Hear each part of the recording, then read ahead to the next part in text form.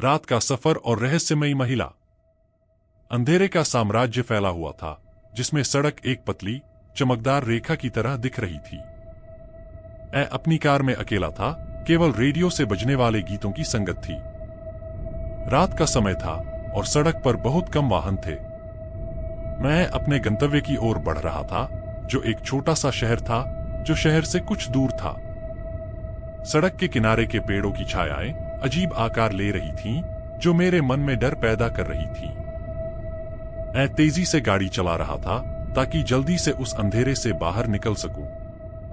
तभी कुछ दूर आगे मुझे एक छोटा सा मंदिर दिखाई दिया। उस मंदिर के पास एक वृद्ध महिला खड़ी थी, जो सड़क पर कुछ ढूंढ रही थी। मैंने कार रोक दी और उसकी मदद करने के लिए उतर गया। जब मैं उसके पास गया तो देखा कि वह अपनी चप्पल ढूंढ रही थी।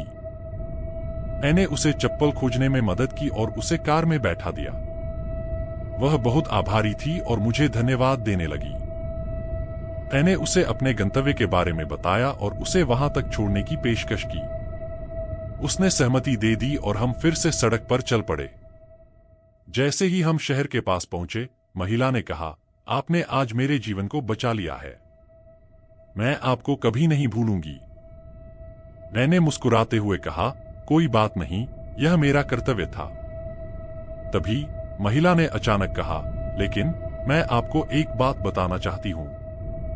इस सड़क पर अक्सर दुर्घटनाएं होती हैं। लोग कहते हैं कि यहां भूत रहता है। मैं थोड़ा घबरा गया, लेकिन मैंने उससे कहा, ऐसी बातें तो होती रहती हैं। मैंने महिला को उसके घर के सामने छोड़ दिया और फिर अपने गंतव्य की ओर बढ़ गया। लेकिन उस महिला की बातें मेरे मन में घूम रही थी। जब मैं अपने गंतव्य पर पहुंचा तो मुझे लगा कि कुछ अजीब है। शहर का माहौल बहुत शांत था, जैसे कि कोई यहां नहीं रहता हो। मैंने अपने होटल में चेक इन किया और कमरे में आ गया। तभी मुझे खिड़की के बाहर कुछ आवाज सुनाई दी। मैंने खिड़की की ओर गया और बाहर देखा। वहां सड़क पर एक वृद्ध महिला खड़ी थी, जो मुझे देख रही थी। वह वही महिला थी जिसे मैंने सड़क पर देखा था।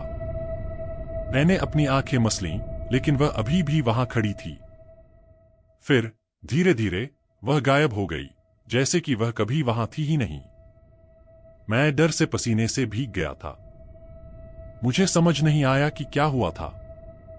क्या वह महिला वास्तव में एक भूत थी, या फिर यह सब मेरी कल्पना थी? Wait for next part.